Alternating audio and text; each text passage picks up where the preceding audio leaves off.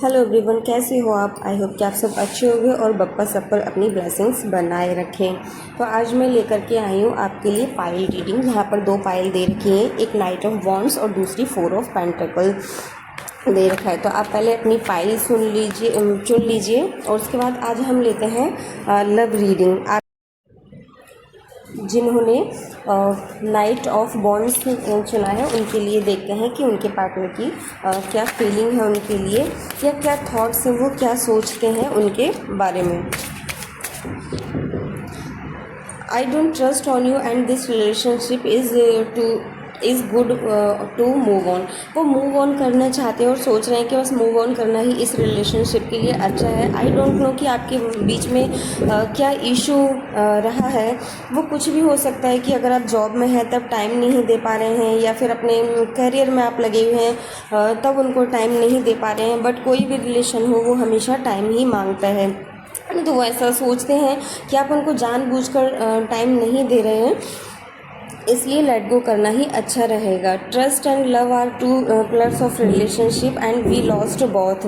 उन्हें लगता है कि मतलब ट्रस्ट और लव दो पिलर होते हैं एक रिलेशनशिप के लिए। अब ना ही तो इस रिलेशन में ट्रस्ट बचा है और ना ही लव बचा है ना। नेक्स्ट कार्ड क्या कहता है कि वो आप हमेशा ये सोचते हो कि मैं ही ठीक हूँ, जो मैं हमेशा कर रही हूँ या कर रहा हूँ मैं ही ठीक हूँ। तो हमेशा अपने आप को सही ठहराना और सामने वाले को गलत ठहराना, ये भी कहीं ना कहीं हमारे बीच में डिस्टेंस लेकर के आ जाता है। तो हमें ऐसा नहीं करना चाहिए। एक इंसान कभी भी, चाहे आप हो या मैं हूँ, कभी भी हम ठीक नहीं हो सकते। कहीं कहीं हम ठीक होते हैं, कहीं हम गलत भी होते हैं। तो हमें सामने वाले के आर्ग्यूमेंट को, उसकी थॉट को हमें ज़रूर से सुनना चाहिए। और हर किसी का अपना एक सीक्रेट होता है ना। आप अपना मोबाइल हर किसी को नहीं दिखा सकते, तो वैसे ही आप हर किसी का नहीं आपको देखना चाहिए। तो उनको यहाँ पर दिक्कत है कि हर किसी का अपना सीक्रेट होता है और सब कुछ सबके लिए जान लेना अच्छा नहीं होता है। चाहे वो बिजनेस में रिलेशनशिप हो, अपना पर्सनल रिलेशनशिप हो, या हस्बैंड वाइफ का रिलेशनशिप हो, कोई भी हो। तो कभी कभी कुछ चीज़ें हमारे लिए अगर अननोन रहती हैं तो वो बहुत ज़्यादा ठीक रहती है हमारे अपने रिलेशन के लिए। और उनको ऐसा लगता है कि आप उनको इम्पोर्टेंस नहीं देते। आप हर चीज़ को इम्पोर्टेंस देते हैं, अपने फैमिली को, घूमने फिरने को, स्टडी को, है ना, अपने आप को, लेकिन आप उनको इम्पोर्टेंस नहीं देते हैं।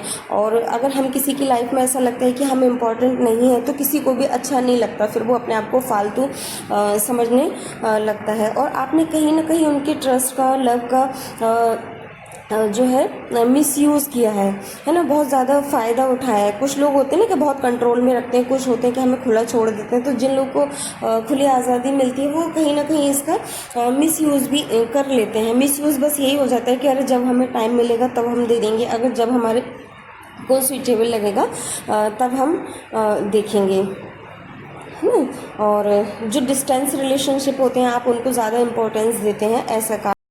तो आई होप कि कहाँ पर क्या कमी रह गई है आपको समझ में आ गई होगी। अब लेते हैं पाइल 2 की रीडिंग। पाइल 2 में no scope left in this relationship, let me go please. तो पाइल 2 की भी सेम टू सेम रीडिंग मेरे को लग रही है कि यहाँ पर बहुत ज़्यादा बर्डन का हम कह सकते हैं कि लोग इस समय रील्स बनाने पर ज़्यादा ध्यान दे रहे हैं, या कुछ लोग अपने करियर में फ़ोकस कर रहे हैं, है ना, पढ़ाई में फ़ोकस कर रहे हैं।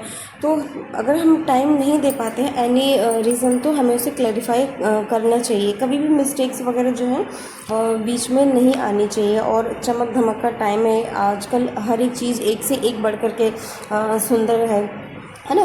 तो सोशल मीडिया पर तो चीज़ें अक्सर ज़्यादा ऐसी लगती ही है। तो कार्ड यहाँ पर दिखा रहे हैं कि कोई थर्ड पार्टी भी आपके बीच में आ गई है।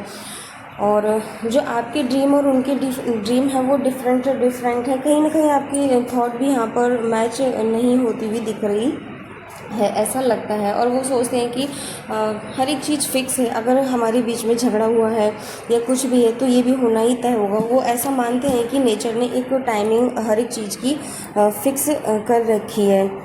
और वो इस रिलेशनशिप में कहीं ना कहीं कंफ्यूज भी है। जब इंसान के पास एक से ज़्यादा ऑप्शन रहते हैं तो वो कंफ्यूज हो जाता है अक्सर, है ना।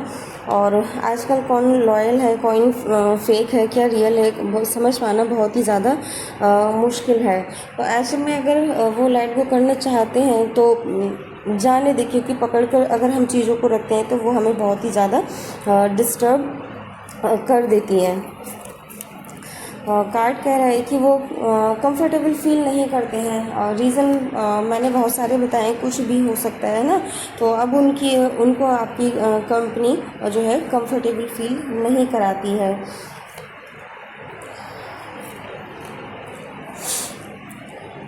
और वो ऐसे सोचते हैं कि पता नहीं क्यों आपको वो हैप्पीनेस दे भी पाएंगे जो आप डिज़र्व करती हैं, नहीं करती हैं। लेट गो करने के कई सारे रीज़न हो सकते हैं। मेन रीज़न जो होता है तो कन्वर्सेशन से ही पता चलता है। यहाँ पर थोड़ी सी कन्वर्सेशन की भी कमी दिख रही है। अगर कोई मैटर है आपके बीच में तो आपको बात कर करके सॉल्व करना चाहिए। किसी के मन में क्या चल रहा है हम तब तक नहीं जान सकते जब तक हम किसी से बात नहीं करते हैं, है ना।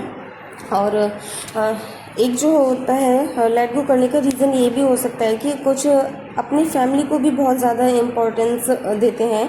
अगर आप में से और फैमिली में से एक को चुनना पड़ रहा है तो उन्होंने अपनी फैमिली को चूज़ किया है और कहीं ना कहीं वो इस चीज़ को मिल करके बात करके क्लैरिफाई करना चाहते हैं। और जो उनकी फीलिंग्स थी दिखा रही हैं कि वो एकदम से प्योर हैं उनके लिए, है ना। और वो डिज़र्व नहीं करते, लेकिन कहीं ना कहीं फैमिली का प्रेशर भी यहाँ पर हो सकता है।